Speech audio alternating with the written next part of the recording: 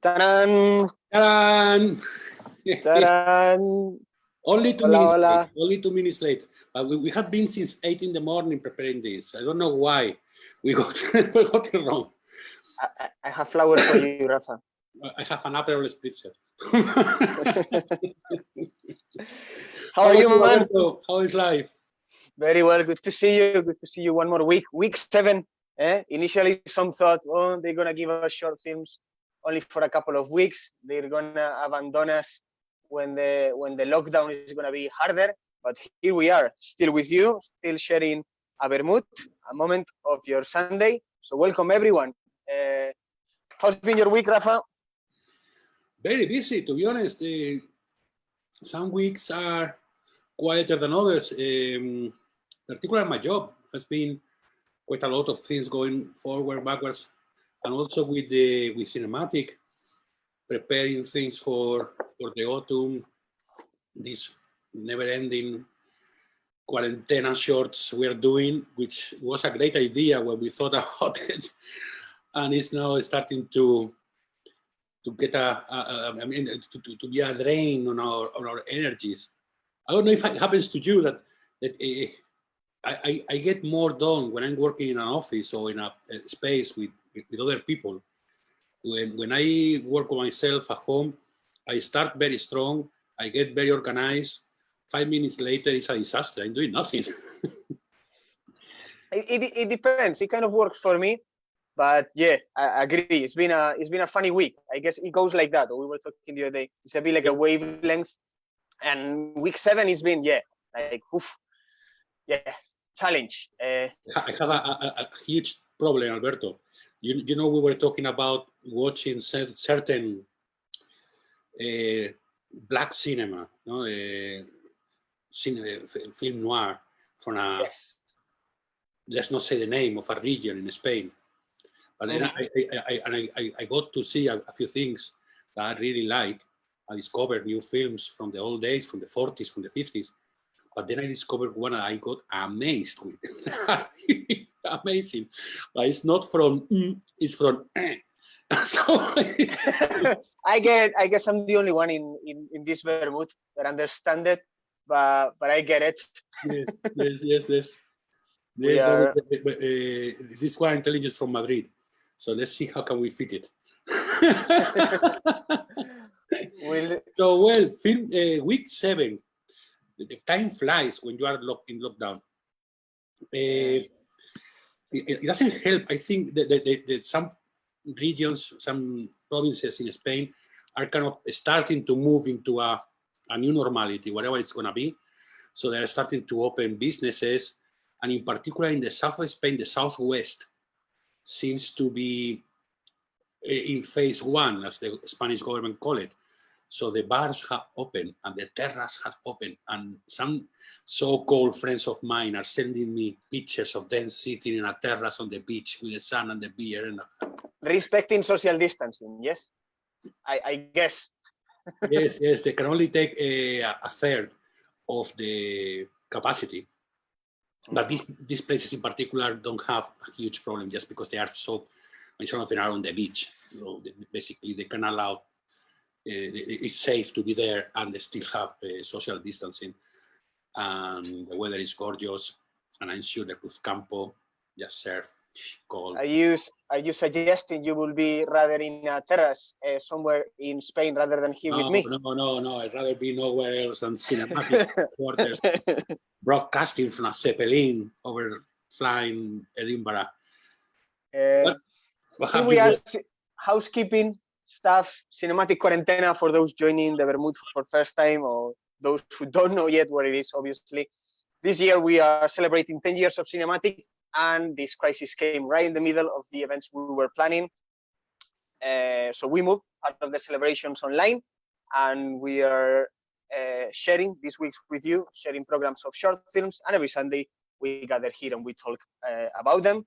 And we're joined by some of the directors. Maybe some of the best thing out of this Cuarentena, Rafa, is these moments we're having with directors that we love, and that is the case. We're going to have 2 brilliant directors today, Adrian Orr and Solanas. So excited about that. It's an initiative that is supported we're not alone on this. Supported by Instituto Cervantes, by the Spanish Embassy in London, Spanish Culture Science in UK, and Film Hub Scotland. So thank you all for making this possible. And here we are, week 7. I don't know, guys. Sometimes I ask you questions, but you don't answer me. Monica, Patri, those that I know you've seen and voted the films, how you found the program.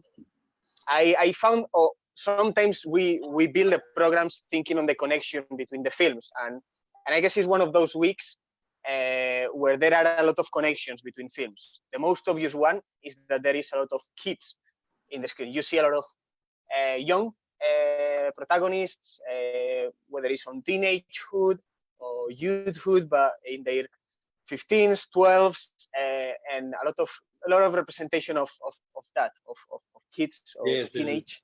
The influence they have in their parents, the relationship with their parents. Yes, every film this week has an element. Maybe the last one, the Victor XX, is the one who moves from childhood to a young lad. No, it's not a kid anymore. It's a young man. But well, just to begin the series, we had an amazing short film by Carla Simon, summer '93, called Lipstick, and it's it has a lot in it. It's a black and white. The two main characters and there's one more, but the two characters are brothers,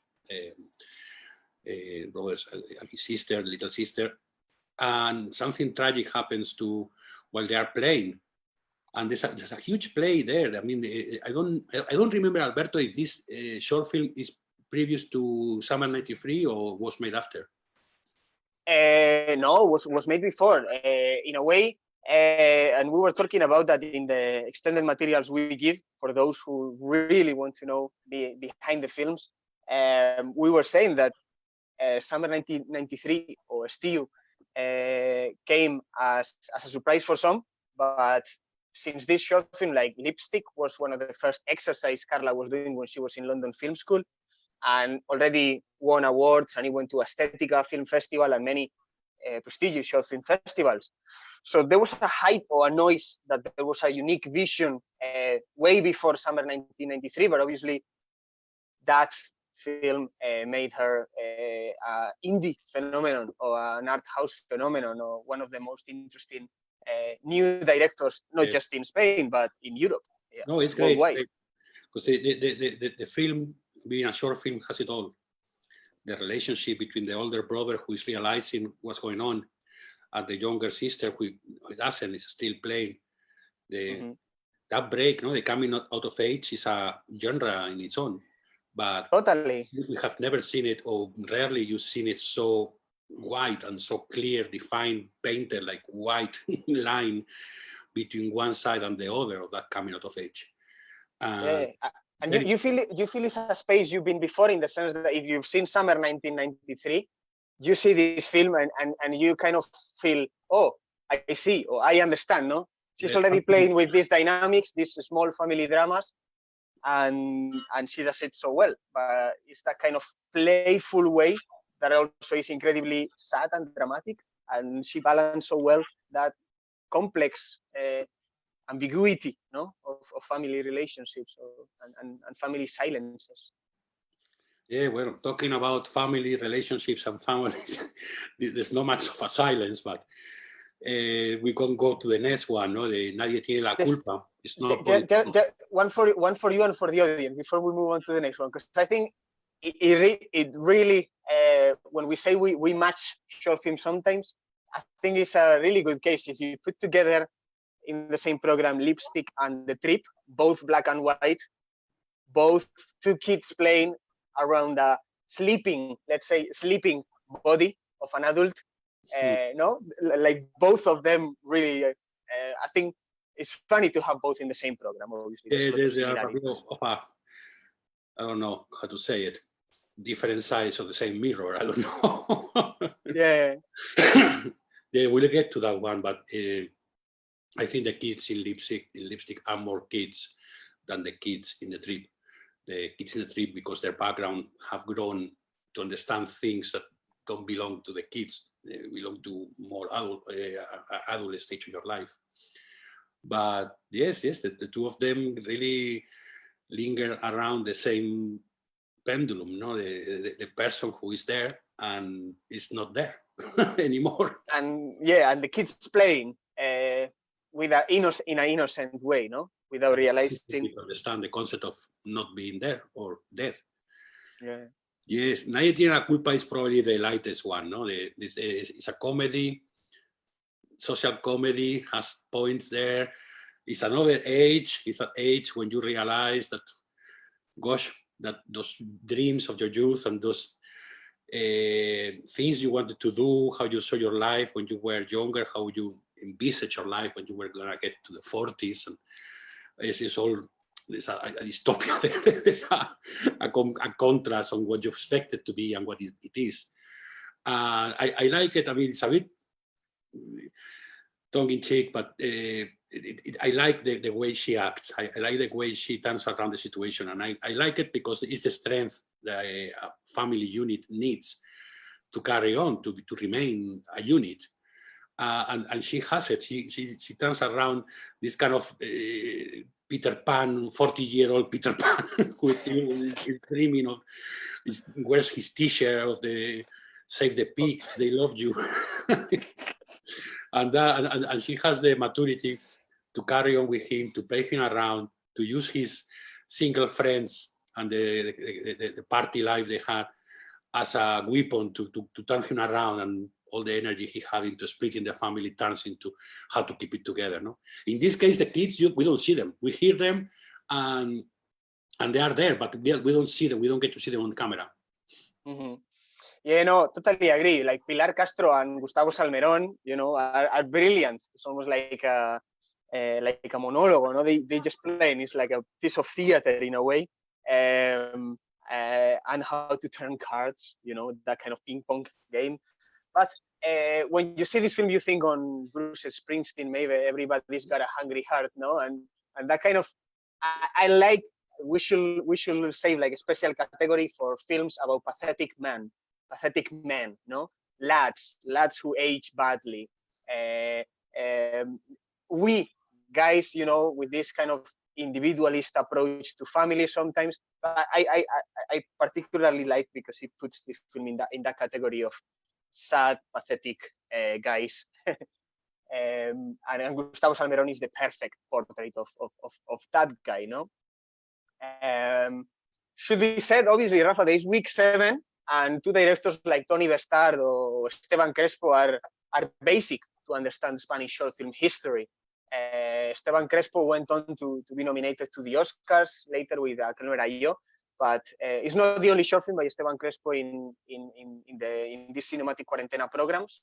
But we wanted to start with this one, and I remember back in Summer Hall, everybody loved it. So some of these films, as we said before, we select them because we have the feeling, or we remember how special was that night, or how everyone liked that film, and what they said about the film. So yeah, it's a light comedy. We like to balance the programs a little bit, but I think it's a brilliant light comedy.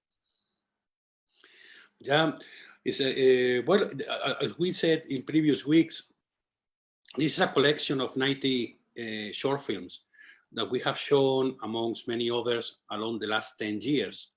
So it's difficult to choose which is the film that is driving the program and which one goes just in the back seat. And so they are all kind of in the day they were the start of the program we were showing that day. And it's great film, great names, great titles, a great repository of Spanish short films that I hope people come back to our website and watch. There's a lot to be said about are we gonna get into discussing showing films here for free or not, Alberto? No. I think that discussion is going way above our heads, and we wait for bigger guns to decide what is best. We just wanted to carry on with our 10th anniversary celebrations, to to keep in touch with our audience and to keep doing what we do, showing short films. The next one, which one is we'll talk with Adrián about Resistencia, but so we can jump to Fernando García Ruiz Rubio. Following on the light, friendly side of the program with Como Yo Te Amo, which we had a lot of discussions. So we discussed when was a good program to put it in, because it is an audience pleaser, and we were kind of willing to put it in, in a program where there is a lot of more challenging or thought-provocative short films, and we found the space this week. Obviously, the film did something that very few short films have done, which is it was of the like of the jury. Sometimes what the jury is like in festivals and what the audience likes is not the same. It's quite opposite. And in Clermont-Ferrand 2 years ago, this short film, Como Yo Te Amo, won Best Audience Award and Best Short Film of the Festival. And we're talking about Clermont-Ferrand, so short film heaven, short film heaven. There's not much higher you can go from there. I mean, exactly. And these guys come from advertising and commercial, really, and publicity. So it came as a surprise. It's one of those surprises that is not like a big auteur that everyone respects and rewards. It came as a surprise, but everyone loved it for good reasons. Well, it's what it is. It's at first comes as an audience pleaser, and no doubt it is. You will have a good laugh with his obsession with the woman she loves, and with his cellmate once he's in jail, and the extent of his efforts to get noticed by the woman he loves. There's something more behind it. No, there's a very good story. His family. I've seen the stuff, I don't know, by John Waters or stuff like that. Very strong, destroyed families. And they don't get any closer to this one.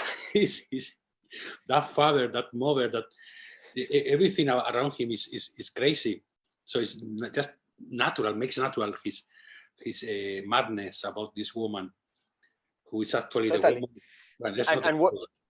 And what you have is a brilliant cast of secondary actors, no, of great comedy geniuses, because you have Luis Taera, won the Goya for El Reino, no, for best supporting actor or supporting performance. You have Carlos Areces from Muchachada Nui and Jete Calor and so many other comedy circles in Spain. So you have really a great all the secondary performance or supporting actors are great in this film, and in a way it's a film as well about the act of looking. If we look at the program, the eyes of Oro in Buenos Días Resistencia, the eyes of the wee kid in Les Besones, looking from the door what the old ladies are doing, the trip or lipstick, all these short films. If you see, there are a lot of kids. In this case, is a more adult or young character, but it's still a kid in many ways. But it's the act of looking, no, in this way, in a more voyeuristic, sexual, Freudian way, no, the way the film ends with that act that sparks the love in between these two characters is just brilliant. Yes, well, that's it's a confusing message coming out at the end of the film, but anyway, it's a great short film. I remember when we show it in CinemaAttic with the audience, it never fails to engage, to make them laugh, and it's one of those films that really goes well with everything else. You can put much stronger films, it's cinematographically speaking, around it, and you can, and still holds his ground, and it's a great piece of cinema. No, and I think there was a debate that it wasn't us, but our amigos from, I think, Ortosfera were doing on where the film festivals around the world are, and we were talking about juries, audiences, and how sometimes we like harder, complex, thought-provoking stuff, and people just want great films. And Cortosfera was opening this debate about Cannes, Berlinale, some festivals trying to be too cryptic, too artistic, in some sense. And we're missing on films like this, whereas Clermont-Ferrand maybe is a festival that balances very well. It seems like a very democratic and not too obscure and artistic programming. So it's an interesting debate there about where short film festivals are going. Well, we have a few comments here in our. Sorry, Alberto and I sometimes look like looking out of the screen or out our phones. It's just we run this from our flats, and then the rest of the team of CinemaAttic, in particular Laia, Davide, Anna P, Anna F, and Anna K. We won't forget about you. Are there, and supporting us, so we get messages non-stop, and that's it. But there are, like, I'm looking at the comments, and it seems that we have a number of them. Alexandra Chittle is discussing things with CinemaAttic. Yeah, our most faithful follower from Lisbon, straight from Lisbon. I was saying, Adrian Orr, our first guest coming in 5 minutes, studied in Lisbon. After studying in Madrid, I think he studied in Lisbon. We can talk about Portugal and Lisbon a little bit. But yes. So where we going now? We're going to the Toni Bestard, El Viaje. Another thing that looks like it's not a huge production. I mean, it can be easier, but you're working with kids there. It's such a beautiful piece of cinema. The innocent game of play of a couple of kids, still kids. As I said before, you can tell by the knowledge they have about drug addiction and other things, and the experiences they have in life. One of them confessed that his brother dope away. He called it fly away to somewhere else. But these kids have grown faster, but still they have a kid's face, and they still are playing around where they live in a I don't know how to call it in English, a solar, un descampado. It's a dump. Remember, we had this issue with Chema Garcia Ibarra with his film. It reminded me a lot of that dump, that story of innocence, of waiting for a different trip, for aliens to come and take him somewhere. In this case, he's waiting or he's gone already. But That's a dump. It's full of stuff that society and the community have dumped. and you can definitely argue how well this short film has aged, but for me, it has an incredible emotional value because I think it's one of the first short film I ever saw. If you remember when Fotogramas were doing those like best of the year, best Spanish short film of the year, those DVDs, probably that was the first time I saw short films, and I think The Trip was part of that. I remember the shock. I remember, and ever since, I think it's. I don't think this short film has lost a bit with the time. It's still there, a very strong paradox between what they're seeing, what the reality shows, what the camera is telling us, what they are. We know as an audience more than the kids know as the characters of the film, and I love the way they react to it. The guy is going on a trip to Brazil, and he needs to be ready, and they're gonna get him ready. You know what I mean? There is hope. There is in the drama of a person, because he has in the wallet a picture of himself before being a junkie and with a couple and with a partner, and his life at some point took a turn for the worst. But they don't see that. They're looking at him as a guy who is going to Brazil, is going on holidays and needs obviously swimming trunks, needs a nice shirt, needs a pair of sandals. And I think it's lovely, the message, the future can be better, something like that. It is. I think it keeps that, and if you see, it's the most voted film so far. There's always like a lot of votings, a lot of votes on Sunday night and Monday morning, but so far it's the most voted film this week. It's a cracking film. It has that cult classic essence, Alberto, before we go to the last film and start getting into the guests, have you sent the link to Adrián? Yeah, both Adrián and Anna should have the links, so Yes. she'll be ready to join. Fiona is waiting to get in, so we are ready.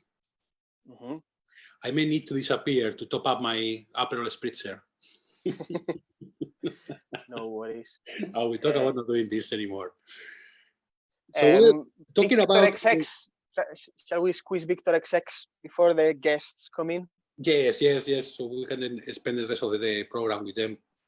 What a brilliant film, man. Ian Garrido Lopez. We always like to show films that provoke a conversation, that move you, and we have this secret hope that one of these short films we show in CinemaAttic events will provoke a conversation that then will have a snowball effect in your community. I mean, The Trip and other films talk about these things. Other subject we normally touch is obviously solitude, but this one goes on the discrimination. People says LGTB, and I don't think it gets there. The Victor in this film doesn't still know where he stands. He's in a period of his life where his sexuality is all over the place. Exactly. When we fall in binary choices, no, like even like woman, heterosexual, homosexual, sometimes it's also a binary way, and there are many gray areas in the middle, and obviously Victor XX is complex, ambiguous in that sense. He's a person experimenting. Very ambitious and very Ian Garrido shows a lot of courage there, because he's a very young lad, and the way he exposed himself, and that is usually, it wasn't easy for the actor, for the director, for the film to go forward. But it's such a beautiful way to put it, that the sexuality, the importance of investigating your sexuality and being comfortable with it. And it's a film, sorry, Raf, but it's also a film that impressed me. That I'm not sorry, I know it. You can see it, but you can also touch it in a way, like the sweat or that kind of humidity of I think it's Granada or the southeast of Spain. You can. It's a film that I feel like I can sometimes smell it and touch it. The way the Ian. I don't know. It looks like it could be like Papagayo in Lanzarote or something like that. But the story is based in the southeast. I think it's Granada or Almeria. It's so brave, and the film obviously it was a student film, but it went to win in Cannes a third prize in the Cine Fondation. That is the competition for film schools, and probably some of you heard when the quarantine started this TV phenomenon, because everybody in Spain kind of follows this big phenomenon that are the Javis from La Llamada and all these things, and they did this series about La Veneno, and it was like a huge topic when the quarantine started, when I think at Tres Media unveiled the piloto, the first chapter, and it's brilliant because you have the Javis, which obviously you might agree or not with some of the cinematic stylistic choices, but then you have Elena Martin from Julia East, and you have Ian, that we were wondering, after Victor XX, after such a great film, we want to know more from Ian, and Ian is part of the team behind Veneno, and you can understand because it's really good what they're doing over there, and I think all the shooting was stopped by the Cuarentena, so it should resume at some point, and you should see more chapters, but interesting what they're doing with La Veneno and this idea of non-binary choices and sexuality. Absolutely. So well, those are the 5 short films we show amongst a program of 7. We left 2 aside because we have a few guests coming on today. I see the first one will be Adrian Orr from Niñato, Buenos Días Resistencia, De Caballeros, and second director of some amazing films. We are going to speak with him. I don't know, Alberto, you want to send him a message to get in the conversation, or? Yep. As Rafa was saying, Adrian Orr is a really, really interesting director. Maybe a similar case as Carla Simon, and funnily enough, they're really good friends, and maybe belongs to an interesting debate happening in Spain and in any other film industry or film culture, which is you have the established or the mainstream or the films that you see mainly in the bus stop and with big promotion, the big directors, the Almodóvars, the Amenábars, and then you have another young directors trying new things, experimenting with film, and those that maybe don't do that well in box office are those that are winning in Cannes, in Berlinale, in Rotterdam, in Locarno, are bringing more prestige to Spanish cinema outside, really. And when time comes, we'll see that it's been key on this kind of 2000s, the cinema of Luis Patiño, Carla Simon, Adrian Orr, Jonas Truebas, many other directors. And Adrian Orr sits kind of in that sphere since his first short films, as Rafa was saying. They went to win in Imagine in Holland. They went to win in Rotterdam, and his first film, Rafa, won in Seville, won in Vision du Relno in Switzerland, won in Márgenes. I think it's been all over the place. So really promising future ahead.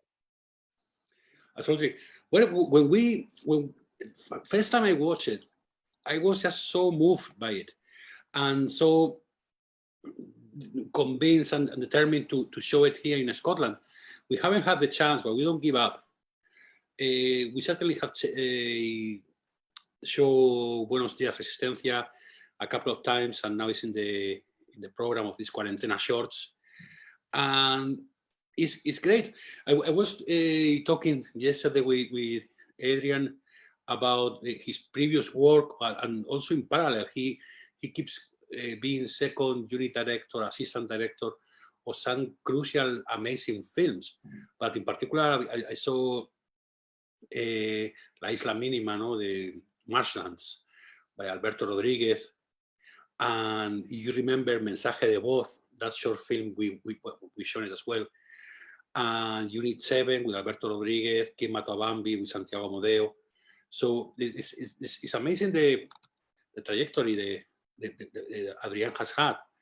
Something marvelous, and I think we're going to talk with him about political films, films that sometimes touch on political issues or political aspects, but in a very traditional way, and some films that are political at the heart. No? And this film is a story of a small family, but is showing a type of characters, like maybe you could think on Belén Funes, La hija de un ladrón, that they often don't appear in a screen, that come from the outskirts of the big cities, and the transitions, even the places where they live, where they work, are often not shown in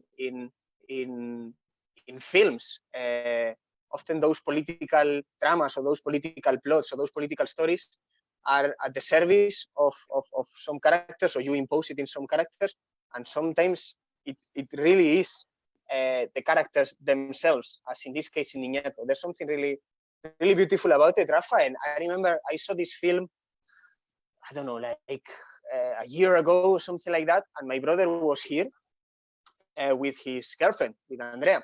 And maybe my brother likes, Los Dardenne, Ken Loach, and all this social cinema. So maybe he was a good target and he liked the film. But Andrea, his girlfriend, probably is the person that never exposed us to this type of cinema, and she loved it. And you realize when there are those impacts with people that don't necessarily maybe you wouldn't expect they would like this type of films. And Niñato is a strange case that appeals to many different people because of the way it's filmed, because of the story, because of the empathy with the characters. And Buenos Días Resistencia is a snapshot of the film, no? Well, yes, I mean, this film also came when the crisis in Spain was hitting very hard, and people were kind of being evicted of their properties and having to move, like it's the case of David, Niñato, in the film. No? They have to move to his parents' house, to his parents' flat in Madrid, which is a small flat, nevertheless. And the parents, the three kids, and himself have to live there. And it was kind of a sign of how cool the guy is, how he remained calm, how he never goes mad at the kids or loses control, and also so important how he keeps his dreams. He's a young lad, he's a young dad, and still fights for his dream of the hip hop, the DJing, and it's such a really, how you say, what's the word? It's inspirational. I wish I was such a good father to my two kids. I don't know if it's as simple as that, but definitely it is very inspirational. The family, the way they kind of interact, no, the kind of teamwork spirit they have, and this guy, yeah, totally, like, you know, solo super daddy, chasing his hip hop dream and taking care of these three young lads or two lasses. Yeah, coming. Adrian just texted that he was coming. I know that he is presenting or he's applying for some important stuff on Monday, so he was very kind already to give us 30 minutes of his time this weekend. So probably busy morning, but he said he's coming on. The beauty of live streaming, Rafa. Well, pues let's go in with Adrián and Fiona. Here we go.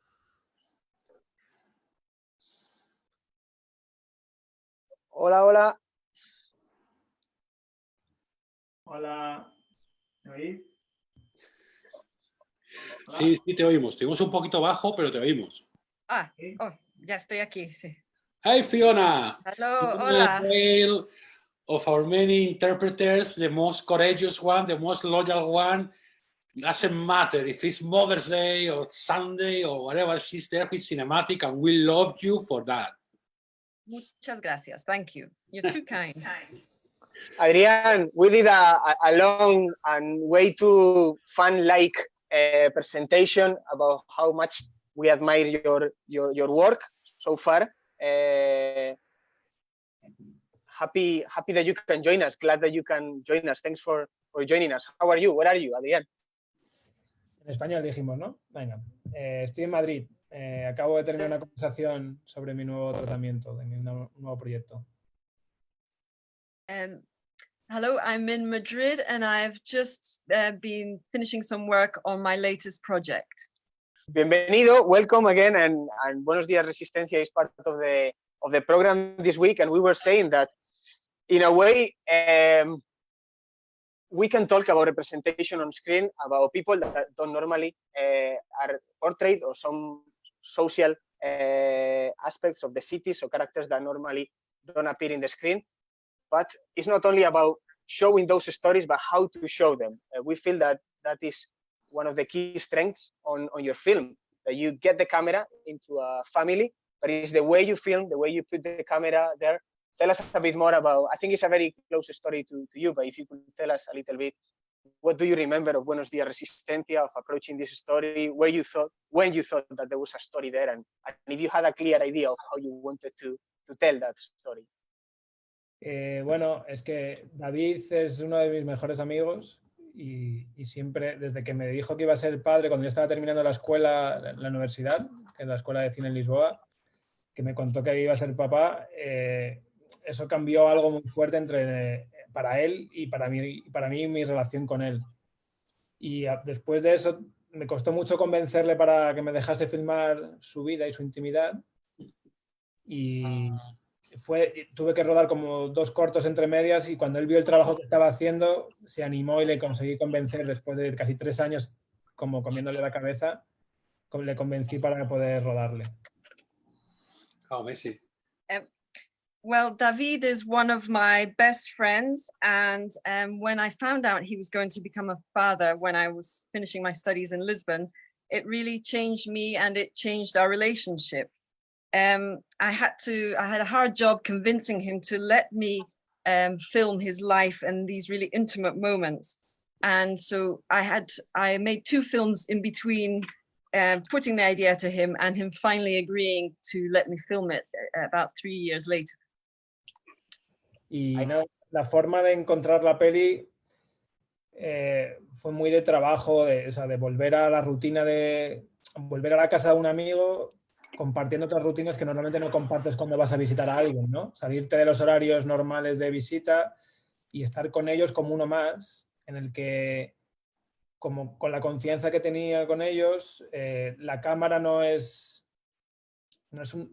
intento que sea como una cosa observacional lejana, sino que esté presente y que ellos eran conscientes de que yo lo estaba filmando todo el tiempo que yo estaba filmando. No quería ser un voyeur de su vida, sino compartir esos momentos con ellos y que la cámara y el espectador sintiesen que compartían esos momentos con ellos igual que los compartía yo como amigo de la familia.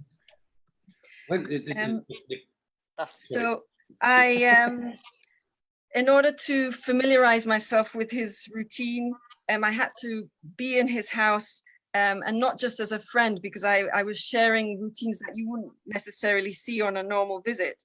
I had to build some trust. I had to build trust with him and his family, because the camera was going to be very close and real. And I didn't want to be like a voyeur. I wanted to actually share these, their life and their intimate moments with them. Well, that's a pressing question. no, sorry. It happens to us every single week. We jump on Fiona's translation just because we understand Spanish. But I was going to begin somewhere else. I mean, your work as a director with the short films with the Caballeros, Buenos Días Resistencia, and then this feature, Niñato, is amazing. But it comes contrast on your work as a second unit director or assistant director. I noticed you work with Alberto Rodriguez, with Santiago Amodeo, and with so many others in Spain and Portugal. How you balance that? How you balance your own films with working doing other work for others? Bueno, o sea, en realidad al principio fue cuando terminé la escuela de cine, que solo hice un año en realidad.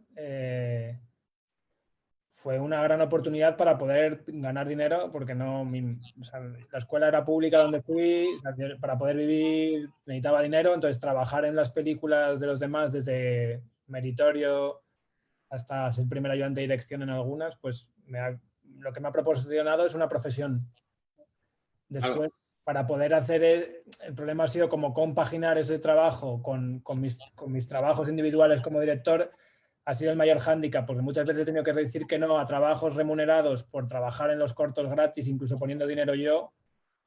Pero al mismo tiempo, estos trabajos en publicidad y en largometrajes me han ayudado a tener como un dinero que podía ir ahorrando para gastar luego en el tiempo que hacía mis cortos. Entonces era como, con los cortos era más fácil balancearlo, y ahora cuando estoy trabajando en los largos se hace mucho más difícil porque necesitas mucho más tiempo de trabajo en los proyectos. Sorry, Fiona. When I finished my studies, I really needed a chance, or I needed the opportunity to earn a living. So I got involved in the work of other people, and this was really useful as a means to gaining entry into the profession and earning a living. But doing both has been challenging, coping with the needs of these other projects and my own projects. But because I earned some money, it enabled me to then use that money to spend on my own shorts. Now, the balance is a little easier when I'm making short films, but with longer films, it's much harder because I need much more time to spend on them. Y al mismo tiempo más dinero también, ¿no? Como que te vas haciendo mayor y quieres tener... Yo por suerte ahora, o sea, por suerte no, por desgracia, o por suerte, no sé muy bien, no tengo hijos ahora de momento, y eso también te permite un poquito más de colchón del dinero que te llega. Si el día que quiera formar una familia se hace todavía más complicado. O sea, creo que ser cineasta en España, en Portugal, es bastante difícil. Hay que hacer bastante juggling con las cosas para poder llegar a fin de mes. Pero bueno, es lo que nos sale. Lo hacemos un poco como Niñato hace música, un poco por amor, en realidad, ¿no? well, it's not just a case of me needing more time to do longer films, but it's also, I also need more funds to do this. Currently, I don't have any children, so I'm able to earn a living and kind of build up a nest egg, but it's actually quite hard to work in the in this industry of cinema because you're constantly having to struggle, and it's quite hard. And with things like Niñato, I really do it for a love of it, for passion for my industry. Yeah, well, I guess that is not only Spain and Portugal. It's the way. Yeah, it's everywhere. In the creative industries of everywhere. Sadly. And if you had it any easier, as it happens, the output wouldn't be so good. So you need to suffer almost misery in order to produce a good piece of art. I don't know who decided that. Listen, Adrián, one thing that is constant in the three pieces I've seen of your work is the closeness of the camera. I'm not going to compare your work with Truffaut's one, but Truffaut was famous for recreating in a studio an apartment with exact dimensions of the real apartment. So it wouldn't give the camera people the relief of not having one wall here, so they can move the camera, do a trailing. He wanted that struggle of going with the camera and follow the family or the characters. Is that what you're following in your films? Because in particular, in this one, there's some exterior images, but your camera goes behind them all the time. But in Niñato, you recreate that claustrophobic feeling of living all together in a small place. Is that intentional, how you manage that? Bueno, como os decía, tanto en Niñato como, o sea, Buenos Días Resistencia fue un buen paso, ejercicio para entender un poco cómo filmar, cómo encontrar, cómo las limitaciones te obligan a filmar de una determinada manera y así encontrar también mi posición en relación al grupo de personas que estaba filmando. Es ver, si quieres, para ahí. Sí. In both Niñato and in Buenos Dias in particular, I had to really understand the filming process and the limits of the space and really how to do it. And my position filming it in relation to the group of people I was filming. Y poco a poco fui encontrando esa distancia en la que me sentía cómodo y ellos se sentían cómodos, en los que estaba suficientemente cerca, pero no demasiado cerca para que las cosas pudiesen ocurrir y que la cámara no estorbase determinados comportamientos que se daban. Mi interés no es solo, no es formalmente seguir un personaje un poco como hacen los Dardenne, sino a veces se da esa situación, pero otras veces me gusta más quedarme en un sitio y que sea la cámara la que va paneando o se mueve ligeramente, o te reposicionas en relación a lo que los personajes están haciendo. And then gradually I was able to find that right distance so that the people I was filming were comfortable, but I was close, but not so close that I was interfering with what they were doing. And then sometimes I prefer to stay still and just move the camera to get the shots I need. Y este proceso poco a poco me ha ido encontrando cómodo y creo que eso forma parte de encontrar un estilo, que al final vas probando cosas y vas encontrando tu mirada, ¿no? En lo que quieres contar y cómo lo estás contando y unir esas dos cosas en lo que sería tu estilo cinematográfico, que no sé si lo tengo y si lo estoy encontrando. De hecho, en el proceso nuevo de peli, en Niñato también fue un poco ese trabajo de... Niñato era un poco más alargar lo que había hecho en Buenos Días, buscando algunas cosas que no acababan de funcionar. Y ahora estoy en un proceso nuevo que también busco un poco como intentar... O sea, como la película es diferente, también buscas contar de manera diferente, ¿no?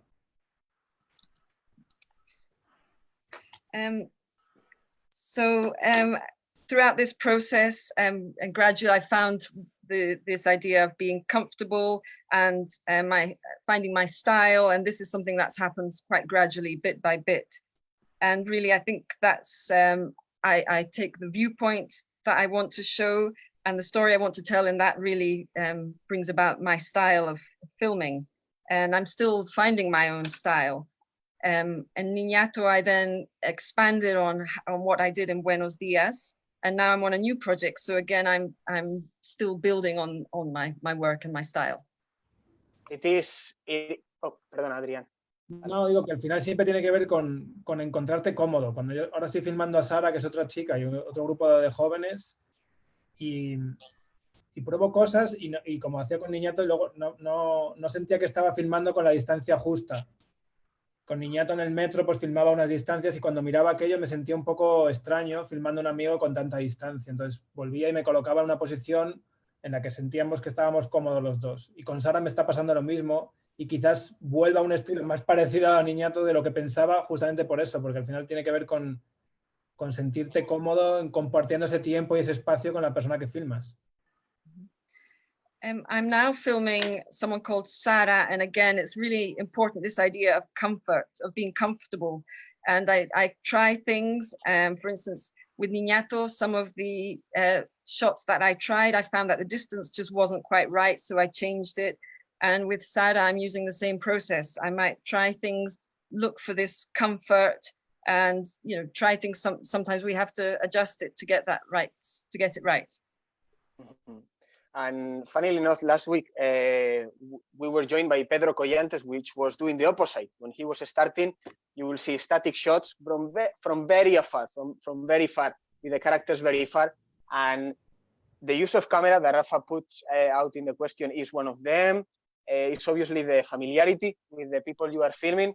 There's something quite unique and hard to describe in both, in Buenos Dias Resistencia and Niñato, Adrián, that is the atmosphere, is something that transpires, that makes it really unique, hence the awards and what has happened after that.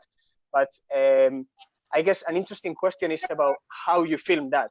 As I was saying in the first question, we've seen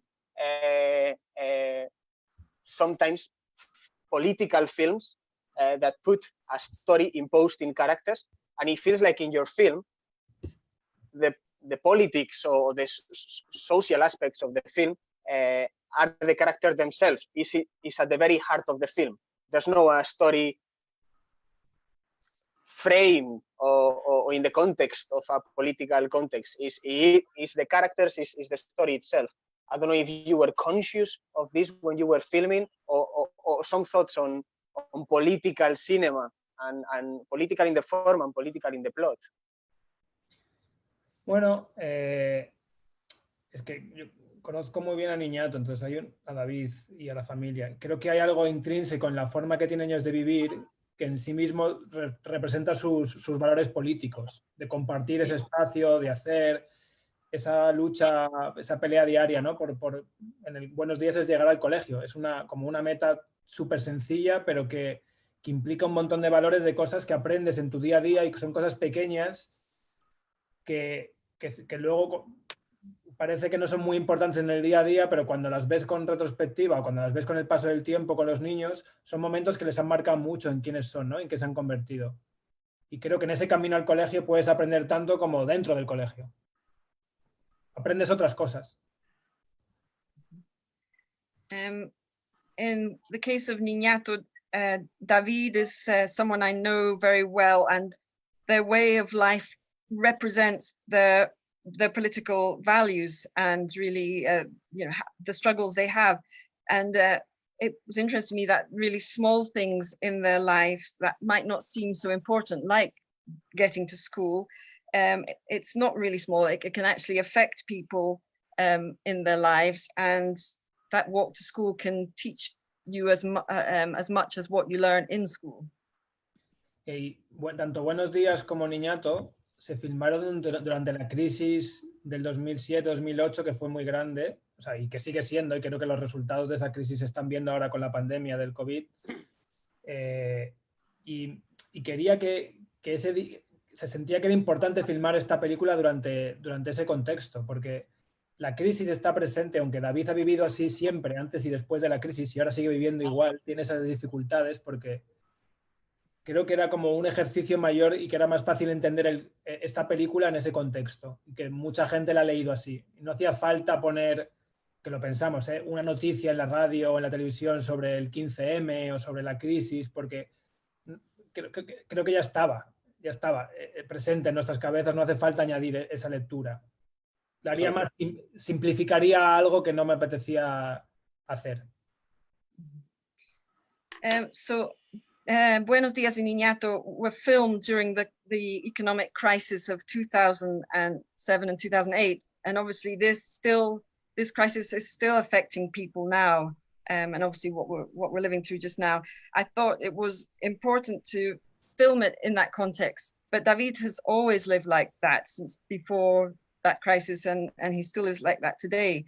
And I didn't really want to label it as being something that was filmed during a crisis, like after the terrorist atrocities in Madrid or the economic crisis. I didn't have to signal it that it was being filmed after a crisis. I didn't think that I had to. Well, I think that is one of the strongest parts of Niñato, and it's the one that lingers longer inside you. That at first I related to the crisis, but it's not it. There's a sector of the population that lives like that is kind of forgotten by this capitalism that is being inflicted of us. And for me, the strongest point about that was how he behaved with his kids. And I borrowed some lines to use with my own kids. And I didn't have to live like him. In Scotland, it's a different reality, and the reality wasn't the same as his. But I envy him as a father, keeping the cool and the way he talks to his kids. Is this a documentary? Are you just filming, or is there anything script in your films, in both Buenos Días, Resistencia and Niñato? No hay diálogos como tal. Hay momentos, por ejemplo, en Buenos Días lo que hicimos fue mucho filmar momentos que yo había compartido con ellos, pero que igual no los había grabado o los había grabado mal, volverlos a filmar para la cámara, para la película. Y luego hay mucho de estar y saber un poco qué situaciones se van a dar para poder filmarlas, pero sin decirles lo que tienen que hacer ni decir. Simplemente es como construir un poco la situación. Eso lo he hecho bastante también en Niñato. Y es un poco de mezcla de todo. Siempre he jugado, me interesa esa idea de intentar conseguir cómo captar su verdad, que una verdad que conozco o que intento conocerla con el trabajo, y se van dando casos. Yo que sé, es como en Buenos Días el momento más evidente es cuando se olvidan las carpetas y tienen que volver la vista por ellas. Eso me ocurrió de verdad y lo refilmamos otro día diferente. Pero es lo que es. No, totally. And it touches on representation. Alberto en todo el tufo. Deja Fiona. Oh, sorry. I did it now. Sorry. Yes. So with there's no script as such. So in Buenos Días, I tried to film moments that I might have already witnessed, and maybe I tried to record, but we would film them again. So it was really important that I was familiar with their routine, so I knew what to film, what kind of things would come up. I also used this technique in Niñato, and my aim was really to capture the reality, and it's what I try to do. So I would look for what things were going to crop up. And one of the key points in Buenos Días was when they forget their school folders. And that idea came to me, and then we refilmed it. Mm-hmm. And sorry, Fiona, for jumping in. No. I think what Adrián said is that he lived the experience of the folders with David, and then they recreated it, but following on the same thing. It wasn't really a script. Yeah, okay. Sí, es que no creo que es algo importante en mis pelis, o sea, como que creo que cuando hablo con ellos también, cuando se ven en la película, creo que las películas les representan bien a ellos, pero la manera de llegar a esa representación no necesariamente tiene que ser con la fidelidad intrínseca de que las imágenes sean documentales, sino que sean imágenes que les representen. En Niñato, por ejemplo, hay varias cosas que están recreadas, incluso anticipadas en el tiempo. Es decir, el despertar de ellos yendo solo a casa, solos al colegio, no ocurría en el momento que lo filmamos. Y lo filmamos porque creíamos que era una forma buena de contar algo que pasó unos meses después, pero que no teníamos que esperar a que pasara para filmarlo. So for me, it's important to represent the characters well, but it's not a documentary. So there is an element of recreating scenes or anticipating what's likely to happen. And for example, when I filmed the children waking up, we filmed it at a time not at the time that they actually woke up, in order to capture it the way I wanted to. Yeah, and we have Adrián, someone, Alexandra, actually from Lisbon, messaging, and it's more a comment than a question, saying that she loved Buenos Dias Resistencia, and she particularly loved the detail or the sheer range of intonation of Benga that Niñato has to do to take the kids to school, no? The amount of Bengas he pronounced. It was a Spanish lesson in itself, she says. And also those suitcases with wheels, particular to Spanish kids, that took her right back to the days when she was in Madrid as a teenager. And it's what we were talking, those framing those exercise of daily life, small gestures, the drama of a whole family or of this particular family waking up. You don't need to, as in many other films with a political thesis maybe that you want to leave clear in your script, and a dramatic structure that you want to impose to the characters. It seems like your film moves between, you were talking about the Dardennes, but directors like Ken Loach maybe that put it at the center, that makes it very obvious, and more subtle directors representing something that is going on and how our societies are changing. And I'm thinking on the Kaurismäkis, Pedro Costas, but it moves in between both. I don't know how you feel about your cinema in that aspect. Sobre el comentario de la chica de Lisboa, es que me gustaba mucho lo de las ruedas fuesen como el despertar de los niños en el barrio, ¿no? Cuando pasan esas ruedas es como que van despertando a la gente, ¿no? Es como, venga, despertar, que hay que moverse para ir al día. Y en cuanto a las referencias y a los cineastas que me influencian o dónde me sitúo, al final yo soy muy cinéfilo y aprendí, gracias a un amigo, Luis Bertolo, a ver mucho cine, y gracias a él también aprendí también que al final no, cuando haces lo que te decían, tu estilo lo encuentras haciendo películas, y creo que aprendes a hacer películas haciendo las películas. Y yo puedo ver películas que me encantan de Ernest Lubitsch o de Pedro Costa, pero luego el cine que hago se parece a otra cosa a lo mejor, que está entre medias de... Sí, no sé si cerca de los Dardennes o no, obviamente los Dardennes son muy buenos, pero tienen mucho drama dentro, tienen como una moral muy construida que te hace llegar a un sitio. Y yo siento que mis películas me gustan como las de Martel, las de Lucrecia Martel u otras, o de Cristi Puiu, en las que tu punto de vista como espectador se puede ir construyendo y es un poco más, está abierto a que tú puedas ir interpretando las cosas un poco más libremente con las sensaciones y las ideas que te dan las imágenes, ¿no?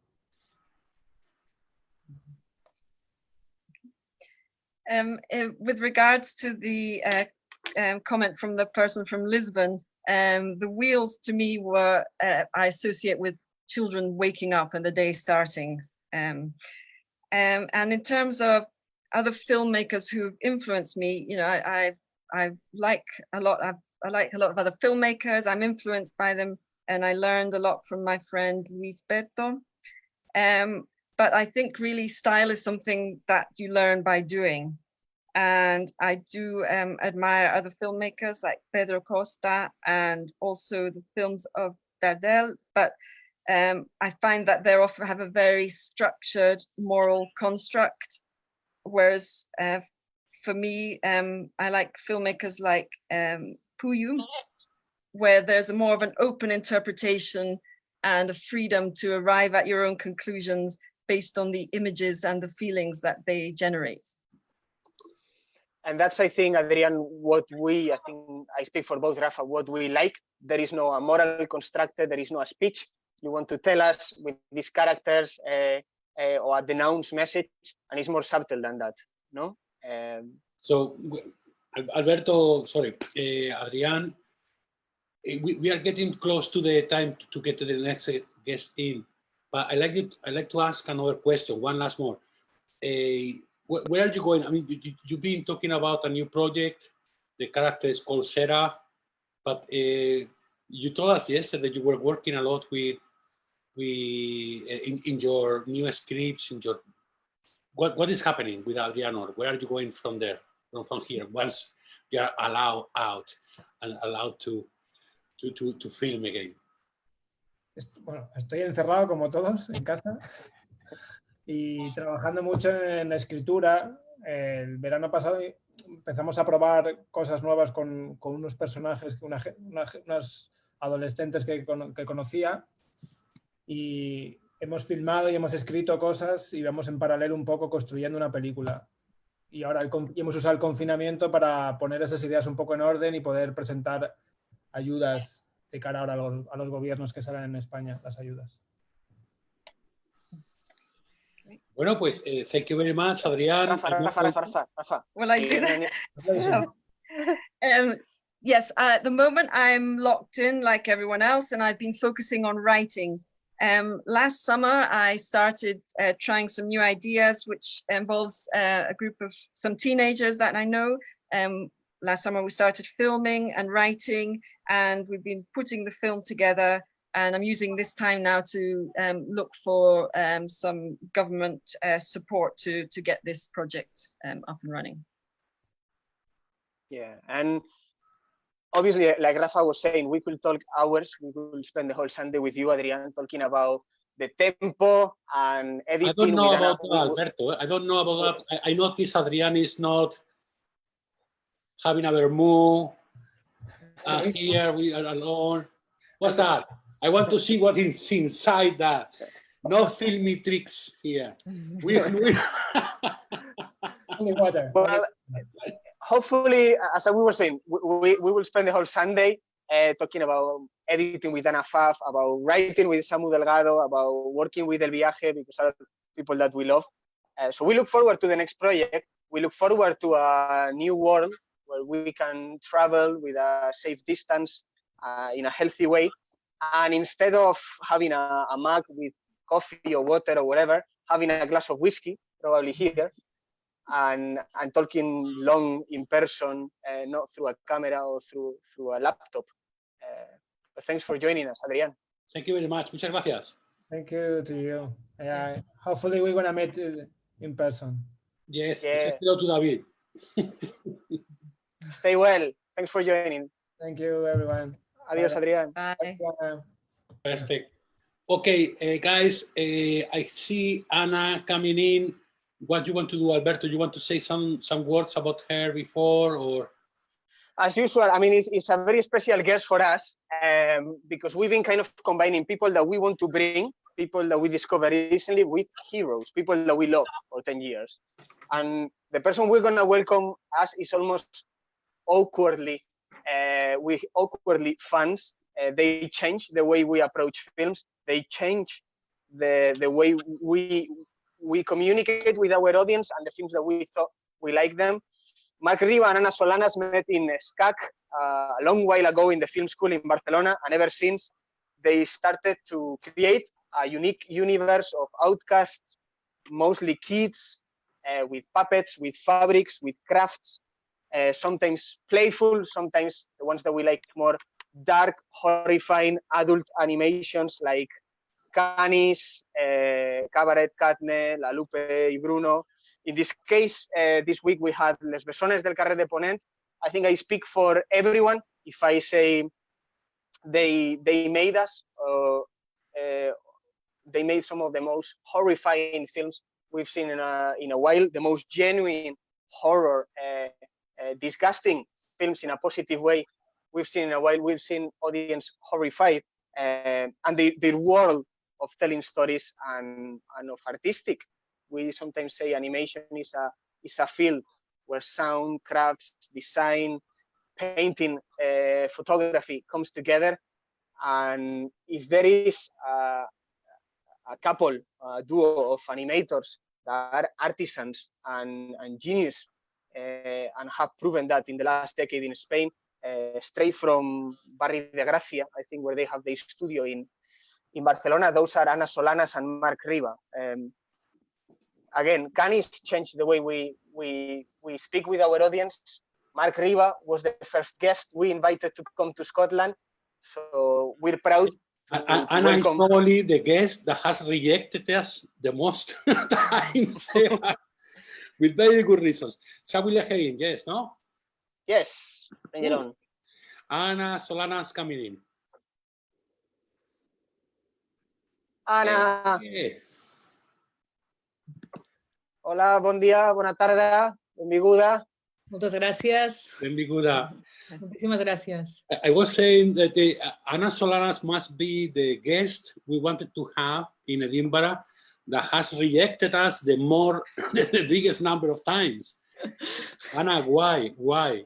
No, ni mucho menos a propósito, tengo muchas ganas, porque a Marc lo conocéis en persona, a mí no, pero por suerte mía, mi vida es un poco complicada en Barcelona. Y entonces, entre proyectos, niños, hacer de jurado en festivales y así, de agenda siempre voy muy pirada. Bueno, me siento un poco mejor entonces. Yes, I really would like to. I know that you know Marc, and my life is just quite complicated with my projects, my children, my festivals, and so on. So sadly, I haven't been able to take up your offer until now. It will happen eventually, Anna. We hope that you can come. I don't know, the whole family. It doesn't have to be you two. You don't need to find any Karen. But we were saying that you met, Marc and you met in SCAC. How long ago? Nos conocimos en el 97, o sea, va a ser ahora 23 años, ¿no? Yes, sí.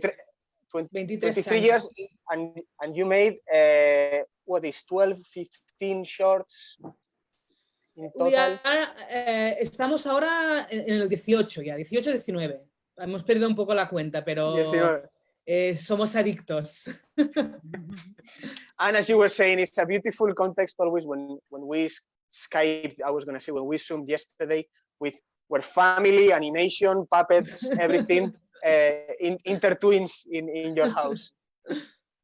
Thanks for joining us, Tana. It's really special to have you here. We have Les Besones this week, and I saw it 2 days ago again after a couple of years without seeing it, and I was talking with my sister in WhatsApp. She saw it as well, and we were agreeing, like, oh my God, like the horror that doesn't come through your eyes, that you can almost feel in your skin with this film is quite something special from the photography. Look, Rafa is not on his own. Ah, okay. Well, I have to say that Joy didn't like your film because he found it very scary. Okay. We were saying, Anna, that horror that trespassed the screen so many years after, I don't know if that was something that was planned, but tell us a bit about Les Besones, or what do you remember of that specific film now? Bueno, la intención mía y de Marc sí que era hacer una película de terror muy clásica, y ya desde el planteamiento de la puesta en escena, ¿no? La puesta en escena es como de una peli de los años 40, así oscura, y intentamos jugar un poco con los tópicos del terror, pero es un género que a nosotros nos gusta mucho. Si quiere, Fiona. Sí. So our intention with Los Besones was to make a classic horror film. It has very much the feel of a 1940s horror in terms of how dark it is. And we really like this genre. We're yeah, we're big fans of it. Y un poco, claro, nuestra idea era coger, la historia además está basada en unos hechos reales que pasaron en Barcelona a principios del siglo XX, justo en el año que se hundió el Titanic, y a partir de aquí darle un toque siglo XXI con la relación incestuosa, lésbica de las dos hermanas, ¿no? Y el hecho de cómo, bueno, como el tomate podrido va pudriendo los otros tomates, ¿no? Pero siempre partiendo de eso, de temas súper tópicos y clásicos que al final son los que funcionan. Yeah, so the idea came to us based on a real life events that happened in Barcelona at the start of the 20th century, at the time the Titanic sank. And we tried to give it a 21st century touch, for example, with the sort of lesbian aspect to the sisters. And really the theme was about how like a rotten flesh of spreads throughout, spreads from one fruit to all fruit. Yeah, but this is not the only film in your repertoire that they touches on terror or on inner fears. You have that gift to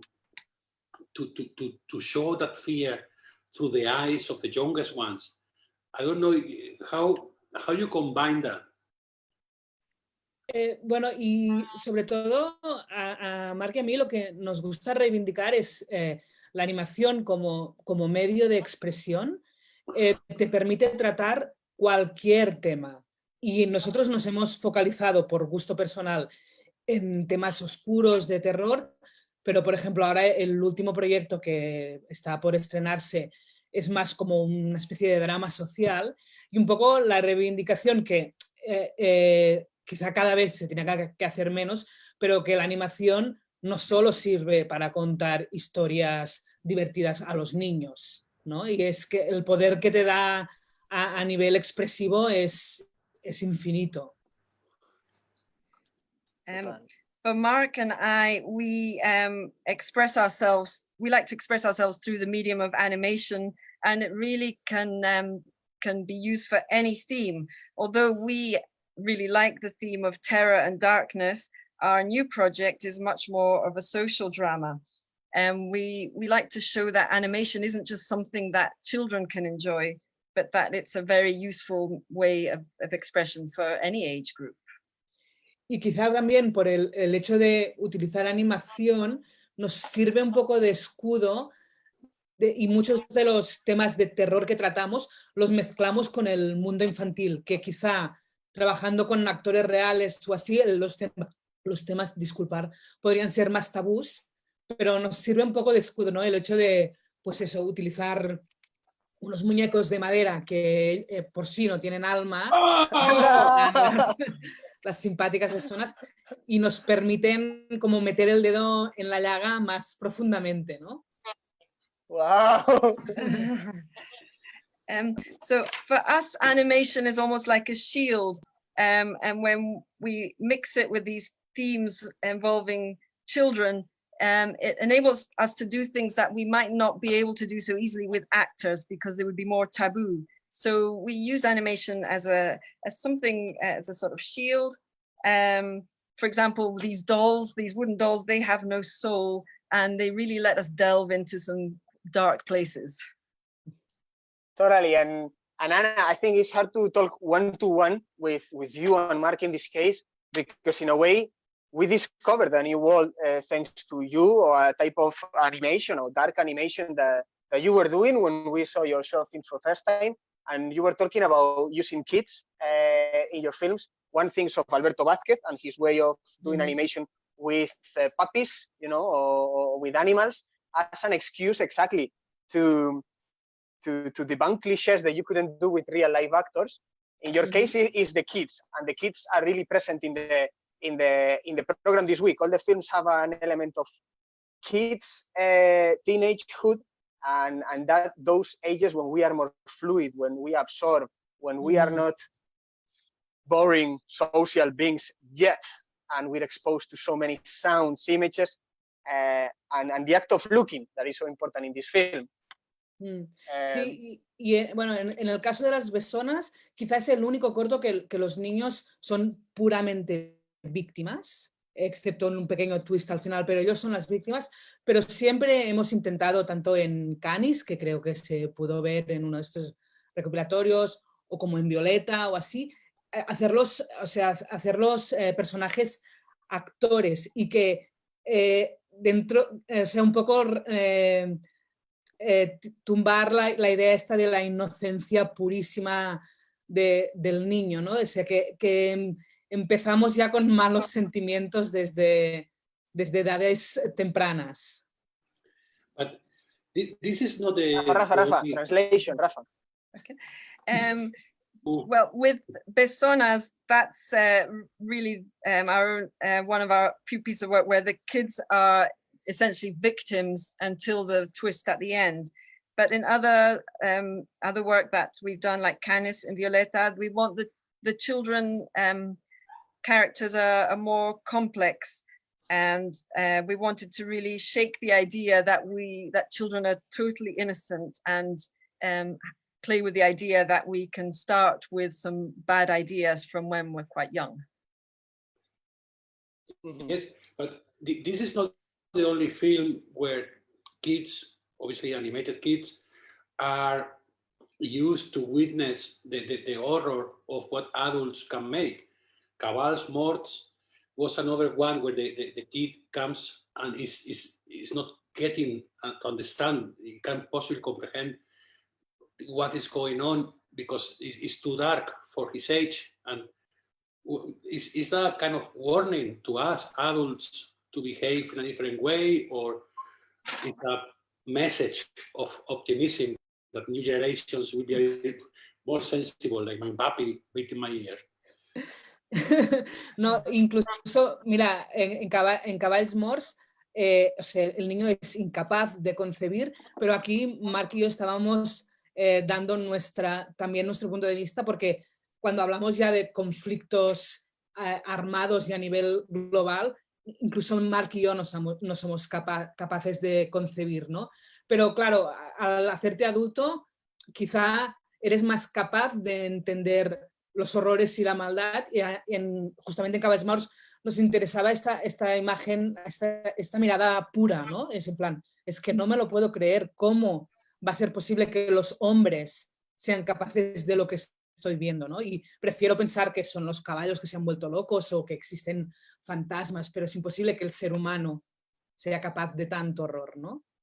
Y el punto de vista del niño nos ayudaba todavía a magnificar más la incredulidad.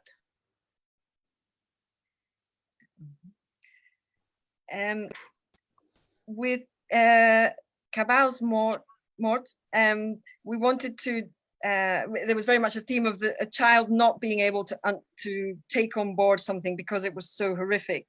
And, you know, we can see that this is something that occurs, for example, in war, that children can witness things that are horrific. And in that piece of work, we really played with that pure idea of a child being so shocked by what they see that they can't process it, and they prefer to think that it's horses to blame or maybe ghosts.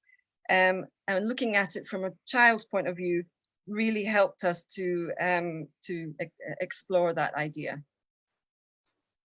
Exactly, and wow. You can think, obviously, in this approach to classic horror on films of Murnau, but you can think on Erice and those eyes of Anna Torrent watching Frankenstein for the first time. Those big eyes in Les Besones del Carrer de Ponent are saying so much, and in a way, we were talking about the stories and how you maximize the stories when you put kids at the center and put some issues there just for people to judge or to take any stock, but obviously it's impossible to talk about your films without the craft behind it, and it's a process that maybe we know a little bit more, but how you normally work with Marc in that sense. I remember when he was here, everyone was amazed with the puppets he brought and everything, but obviously that work, when you showed us the old lady the perspective, obviously, being just a small lady, is less scary in a way, ¿no? Sí, sí, si la colocas a mi lado, ¿no? Parece que la pueda aplastar. Sí, la verdad, realmente me atrevería a decir que más del 50% de nuestras películas es el look, ¿no? El sello que tienen, que se consigue, pues, sobre todo nosotros invertimos mucho tiempo en el diseño y construcción de personajes y bueno, lo que te estaba enseñando, ¿no? Son piezas de madera esculpidas a mano y cada una pues lleva mucho tiempo de hacer, además son piezas únicas que luego acabas teniendo una relación un poco enfermiza con ellas.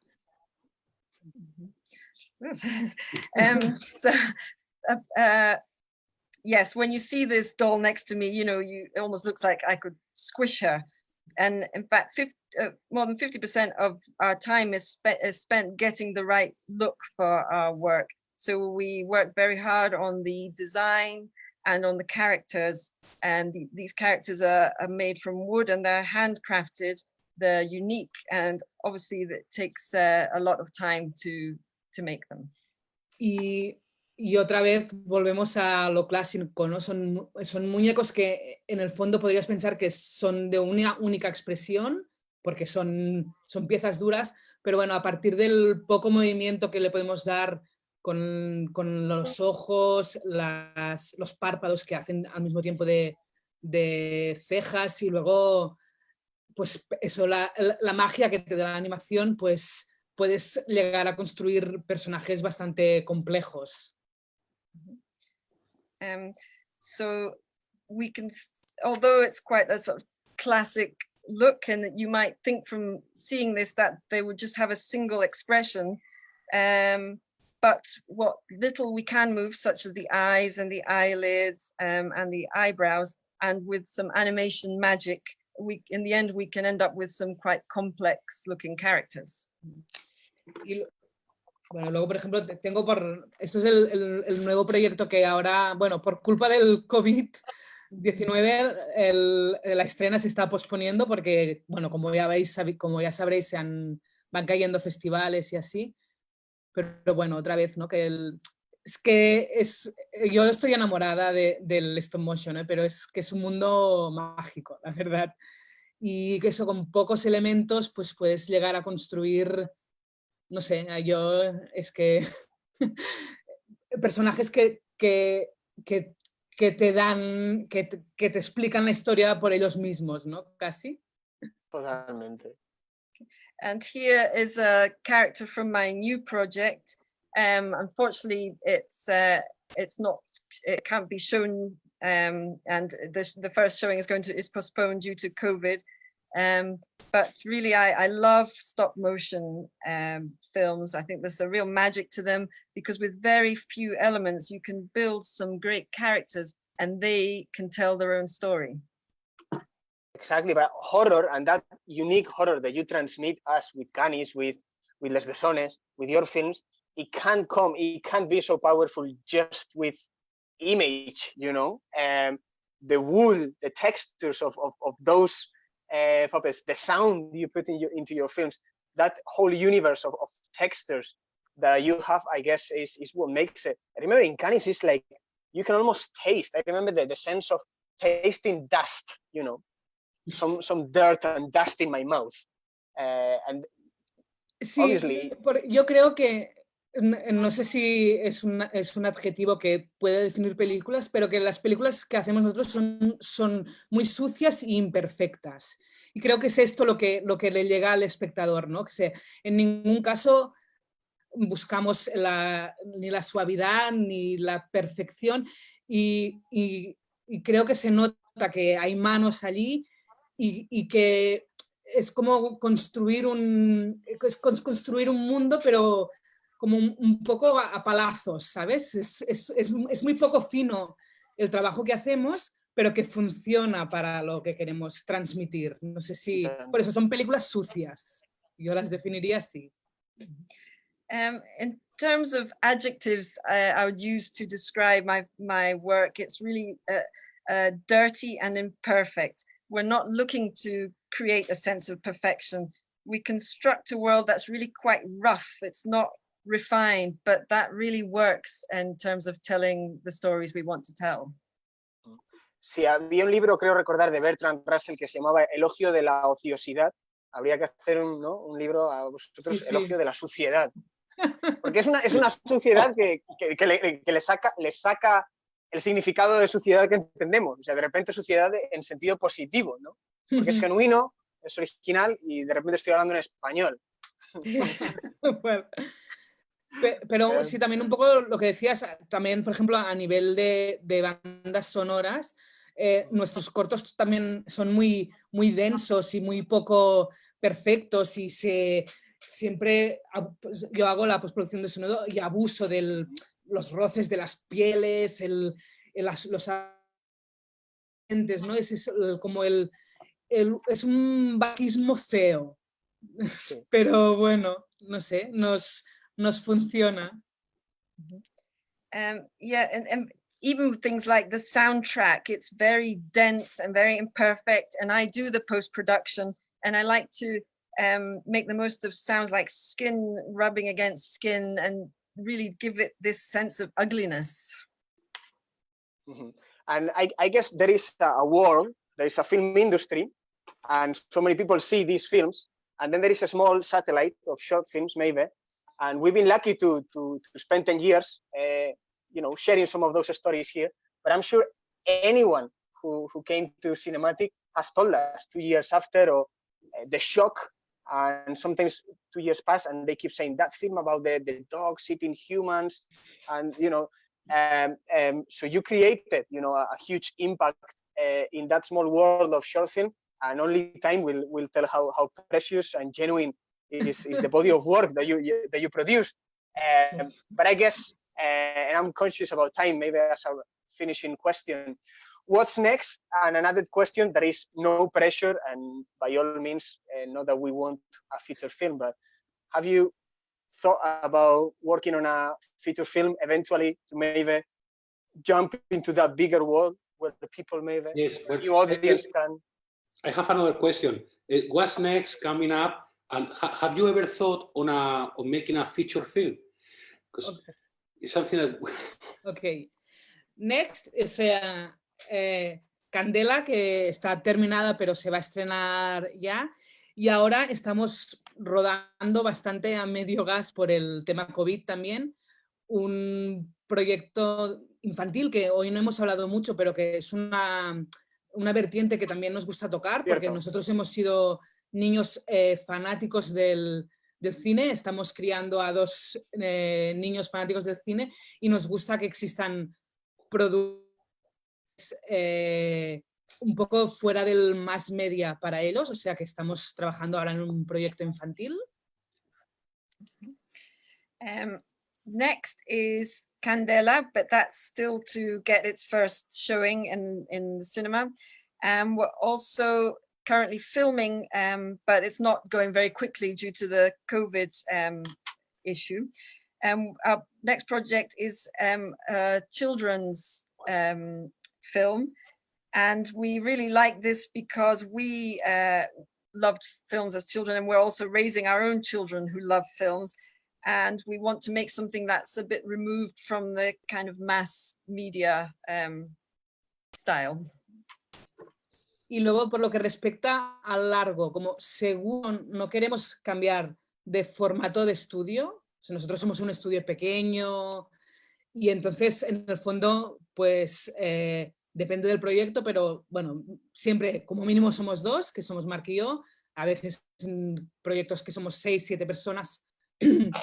Pero bueno, que cada proyecto nos lleva mucho tiempo y entonces yo siempre digo, el día que escribamos algo que se merezca 70, 80 minutos, ¿por qué no? Vamos a por el largo. Pero de momento no ha surgido la historia que nosotros pensemos que se merece este metraje. No es una ambición que no nos deje dormir el rodar el largo. No lo descartamos, pero... ¿Quién sabe? In terms of a feature-length film, we are a small studio, so it would really depend on the project. Normally there are just two of us, Mark and I, who work together, but sometimes the team expands, and each project tends to take us, quite a long time. What we think is that if we write something and we think it really warrants being made into a feature-length film, we'll do it, but we haven't found that yet. It's not one of our great aims, but we'll never say never. Yeah, no, and again, there was no like you should, or no pressure, because I think there's something beautiful, and we spend years defending directors that maybe do a feature and return to short film, and the uniqueness of telling stories in short film format. I agree. Absolutely. I'm conscious about time maybe has passed a little bit, but we can wrap it there, Anna. Okay, unless Rafa has any pressing question. No, it's very interesting to know about you and the future projects of I+A+G. It was great to have Marc Riba. If I remember, where was the first guest we had? And in those days, CinemaAttic was a lot smaller than now, so it was a big decision to have. I remember the College of Art in Edinburgh. It was a great experience for him too. Well, yeah, it was, 200 people there? Yeah, something like that. Animations live and that. It was it was a key point on the history of CinemaAttic. It would be great to have you. Happy to in the future around here.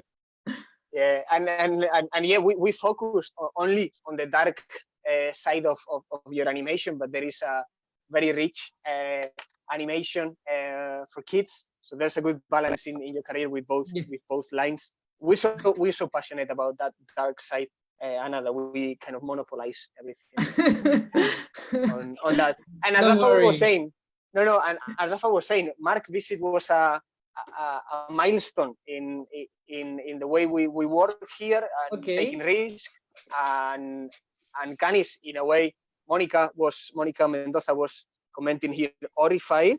Not at all. They are wonderful. Your films. Is horrified of this as well. Those were the early days when we were starting to program films ourselves, and we were not taking many risks, and we were saying, "Oof, this might be too hardcore for the people," and they might not come back to CinemaAttic. And what happened was that everyone was demanding more Canis. So it was a change in the way we select films and the way we understand CinemaAttic here. So thank you for all those 19 films. Muchísimas gracias a vosotros también por tenernos en mente y felicitaros por los 10 años de ayudar a un poco a hacernos de altavoz a la gente que trabajamos desde España intentando hacer buen cine. A veces lo conseguimos, a veces no, pero propuestas como la vuestra nos ayudan mucho, la verdad. Y sin vosotros tampoco nosotros funcionaríamos. O sea que es una relación recíproca bonita, creo. Thank you very much. Gosh, with that, I'm happy Sunday. Fiona should translate a wee bit there. Okay. Yes, and thank you and congratulations on your 10th anniversary. And you really help to promote people like us who are trying to make good films in Spain. And we think this is a really positive reciprocal relationship we have with you and the filmmakers. Muchas gracias, Ana. Have a lovely day. Salutacions para toda la familia. Ha sido bye-bye. Beso. Bye. Bye. Bye. Well, thank you very much, Fiona, once again, coming in the last minute to help us with the live translation. You're welcome. That was Joy, my puppy, and because my partner is working today, I'm in charge. But both Adrian and Anna, they go around and they speak English and that, but I think it makes a lot easier if they can speak in the mother tongue, and then you can translate in your mother tongue. But Ana Solanas, maybe mother tongue is Catalan, but we'll get there. No, that's very, it's always very interesting to see the films and hear, to get the chance to hear them speak. So it's very, very interesting for me. So, yeah. Thanks for sharing a vermouth with us, Fiona? Well, I got agua, but Hello. Okay. Okay, I'll leave you now then. Okay, Yeah. okay. Fiona, Have a lovely Sunday. and Yes. see you probably next week. Okay, bye for now. Bye. Bye. Another Sunday, Rafa. Yes. Well, that we went a bit over the time, but I think it was very interesting and worth doing so with Adrian and Anna, the amazing filmmakers, amazing talented people creating stuff that really moves millions of people all over the planet. We haven't talked about awards or anything, but certainly the both of them had a lot. Yes, sometimes we get very obsessed about awards, and I think it was two particular filmmakers where we're so obsessed with their style, with their films, with their vision, that we just wanted to talk about that, leave alone the awards, the many awards they have. That's Alberto. That's Alberto there. Say hello. So, Rafa, another brilliant week. People can still vote until tonight. I've noticed some people still vote on Mondays, Tuesdays, still catching up with the previous week. It's always a pleasure to share this Sunday moment with you in between English, Spanish. Hopefully that works with you, talking about films, watching puppies. Hopefully that is a little moment for us to gather, dreaming with one day being able to hug again and watch films together again. In the meantime, we have another program next week, week 8, and it's another brilliant program. Can we announce it? We cannot announce. The next Vermut is going to be very special. We have A-class guests confirmed. We're going to have the Moriartys, winners of 10, 11 Goyas with The Giant, with Flowers, with so many films. Jose Mario Guanaga and John Garaño are joining us because we have some films from them next week. But even more, maybe because he's a very special filmmaker to us, Chema García Ibarra will be joining us again. So if this Vermut was interesting, watch out for the next one. Absolutely.